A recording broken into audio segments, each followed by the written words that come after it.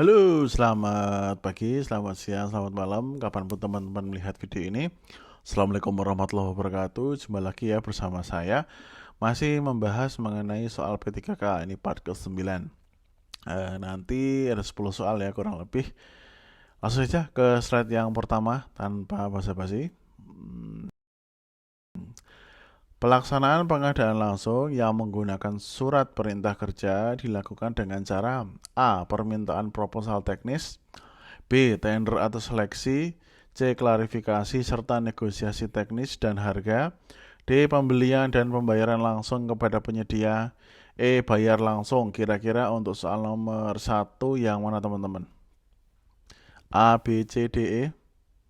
Yaitu yang C ya, klarifikasi serta negosiasi teknis dan harga. Jadi pengadaan langsung yang menggunakan surat perintah kerja dilakukan dengan cara klarifikasi serta negosiasi teknis dan harga. Dalam hal ini, PPK harus melakukan klarifikasi teknis dan harga kepada penyedia untuk memastikan bahwa barang atau jasa yang akan dibeli memenuhi kebutuhan dan anggaran yang tersedia. Setelah itu, PPK dapat menerbitkan surat perintah kerja kepada penyedia yang memenuhi syarat. Jadi jawaban yang tepat untuk soal nomor 1 yaitu yang C ya, klarifikasi serta negosiasi teknis dan harga.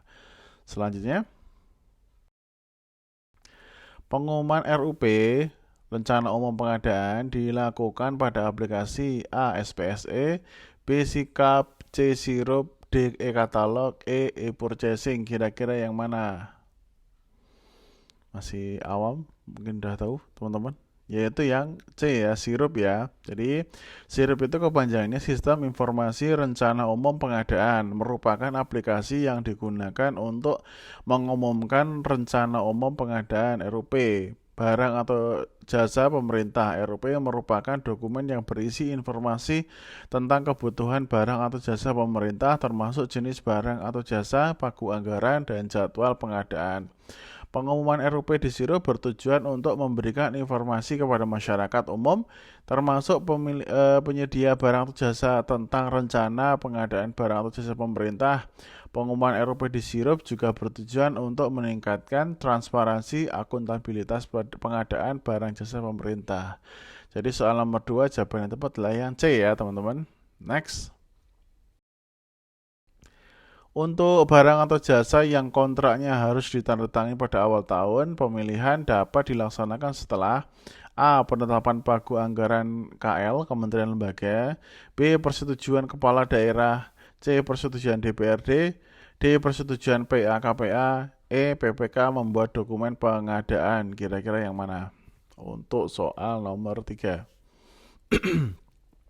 Yang A ya, penetapan pagu anggaran KL, Kementerian Lembaga. Jadi berdasarkan Peraturan Presiden Nomor 16 Tahun 2015 tentang pengadaan barang jasa pemerintah, pemilihan penyedia dapat dilaksanakan setelah penetapan pagu anggaran. Pagu anggaran merupakan batas tertinggi anggaran yang dapat digunakan untuk pengadaan barang atau jasa pemerintah.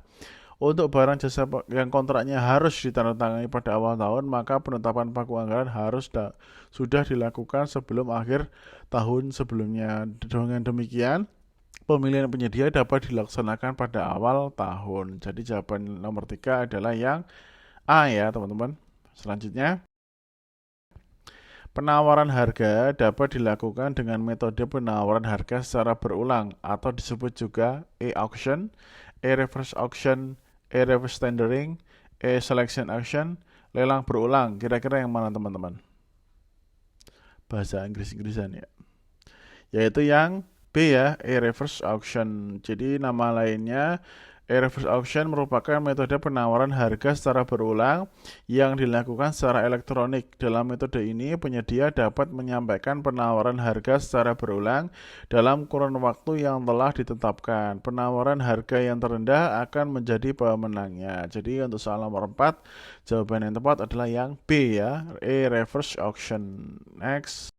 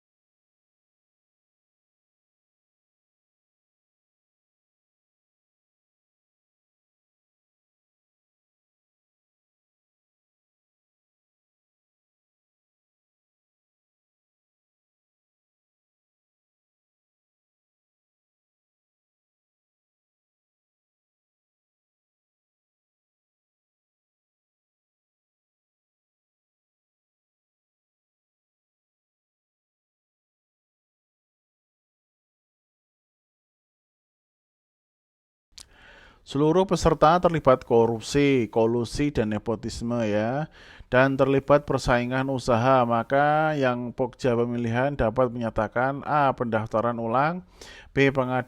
Pengaduan pidana, C. Tender ulang, D. Perbaikan dokumen pemilihan, E. Lelang ulang. Kira-kira yang mana nih? Ini untuk korupsi-korupsi ya. C ya, tender ulang. Jadi hal ini karena berdasarkan nomor 16 tentang peraturan presiden, tender ulang dapat dilakukan dalam hal prakualifikasi dinyatakan gagal, hasil evaluasi penawaran tidak memenuhi ketentuan, harga penawaran terkoreksi di atas HPS ya, korupsi, kolusi, dan nepotisme yang melibatkan Pokja pemilihan atau PPK dan keadaan kahar. Jadi untuk soal nomor 6 pilihan jawabannya yang C ya. Selanjutnya, tender atau seleksi gagal dapat dinyatakan gagal oleh Pokja pemilihan dalam hal A. Terdapat kesalahan dalam proses evaluasi, B. Tidak ada peserta yang menyampaikan dokumen penawaran, C. Tidak ada peserta yang lulus evaluasi penawaran, D. Seluruh penawaran harga di atas HPS, E. Semua benar. Kira-kira yang mana untuk soal nomor 7? Yaitu yang E ya, semua benar. Jadi ini berdasarkan peraturan presiden, pengadilan pekerja dinyatakan gagal oleh pekerja pemilihan dalam hal ini terdapat kesalahan dalam proses evaluasi ya. Ini sama. Tidak ada peserta yang menyampaikan dokumen penawaran setelah ada pemberian waktu perpanjangan. Tidak ada peserta yang lulus evaluasi penawaran. Seluruh penawaran di harga di atas HPS. Kemudian korupsi, kolusi, nepotisme melibatkan Pokja pemilihan atau PPK. Kemudian keadaan kahar. Jadi karena itu jawaban yang tepat adalah yang E ya, semua benar untuk soal nomor 7. Selanjutnya, oke, untuk soal nomor 8, pemerintah Provinsi Jawa Tengah akan mengadakan pengadaan jasa konsultasi perencanaan pembangunan gedung sekolah. Dalam proses pengadaan tersebut terdapat 3 peserta yang mendaftar, PTA, B, C. Hasil evaluasi penawaran menunjukkan bahwa penawaran PTA lebih rendah daripada PT B dan C. Pemerintah Provinsi Jawa Tengah kemudian mengadakan negosiasi dengan PTA untuk menurunkan harga penawaran. Namun PTA menolak untuk menurunkan harga penawaran. Berdasarkan informasi tersebut, tindakan yang harus dilakukan oleh PPK adalah A. Menunjuk PTA sebagai pemenang tender tetapi dengan harga yang lebih tinggi daripada penawaran awal. B. Menunjuk PT B atau C sebagai pemenang tender tetapi dengan harga yang lebih rendah daripada penawaran awal. C. Meminta PTA untuk memperbaiki penawaran harga mereka. D. Melaporkan PTA ke aparat penegak hukum ya karena nggak menurun mungkin. Kemudian E. Menyatakan tender tersebut gagal dan melakukan tender ulang. Kira-kira untuk soal nomor 8 yang mana teman-teman? Yaitu yang E ya, menyatakan tender tersebut gagal dan melakukan tender ulang. Jadi pilihan tepat karena PPK dapat menyatakan tender tersebut gagal dan melakukan tender ulang jika penyedia dengan harga penawaran terendah menolak untuk menurunkan harga penawaran berdasarkan peraturan presiden nomor 12 tahun 2021 tentang perubahan peraturan yang sebelumnya. Itu harga penawaran terendah di atas HPS, maka PPK dapat menunjuk penyedia dengan harga penawaran terendah yang memenuhi persyaratan teknis dan administratif tetapi dengan harga yang lebih rendah daripada HPS atau menyatakan tender tersebut gagal dan melakukan tender ulang. Soal nomor 9, dalam tender cepat gagal yang dilakukan Pokja pemilihan adalah A. Review penyebab kegagalan tender cepat, B. Melakukan tender cepat kembali, C. Mengganti metode pemilihan lain, D. Melakukan e-purchasing apabila barang di katalog ada, atau E. Semua benar. Kira-kira untuk soal nomor 9 yang mana teman-teman? Yaitu yang E ya, semua benar. Nih berdasarkan peraturan presiden nomor 12 tahun 2021, perubahannya sebelumnya. Nih bla bla bla ya.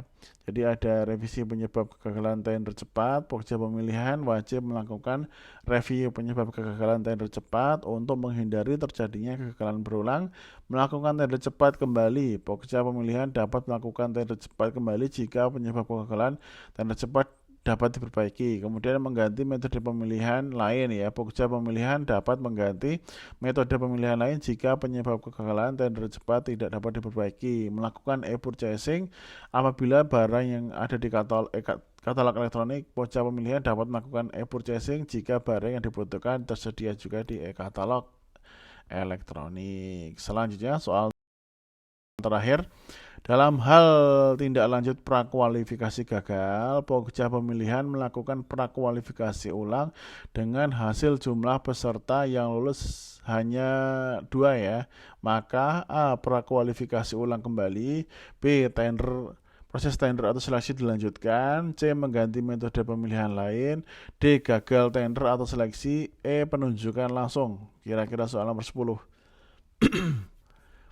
Yaitu yang B ya, proses tender seleksi tetap dilanjutkan. Nih, berdasarkan peraturan Presiden nomor 12 2021 tentang perubahan atas peraturan Presiden nomor 16 tahun 2018 tentang pengadaan barang jasa, dalam hal tindak lanjut prakualifikasi gagal, pokja pemilihan dapat melakukan prakualifikasi ulang.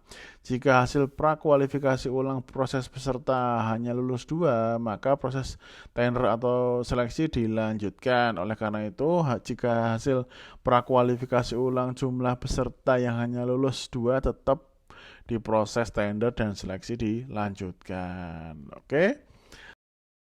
Sampai di sini semoga bermanfaat. Jika ada salah-salah kata saya mohon maaf. Jika ada pilihan jawaban lain dari teman-teman, silakan berkomentar dengan sopan, dengan baik, dengan elegan ya. Jadi untuk soal-soal kisi-kisi seputar tes CPNS, P3K, PBJ level 1 bisa subscribe, bisa nyalakan loncengnya ya, cending. Ya. Terima kasih. Jangan lupa ya, tetap keep stay tune ya bahasanya ya. Saya doain teman-teman yang tes CPNS P3K level 1 PBJ-nya semoga lulus tahun ini ya semua. Amin ya rabbal alamin. Kurang lebihnya saya mohon maaf. Dari saya cukup. Assalamualaikum warahmatullahi wabarakatuh.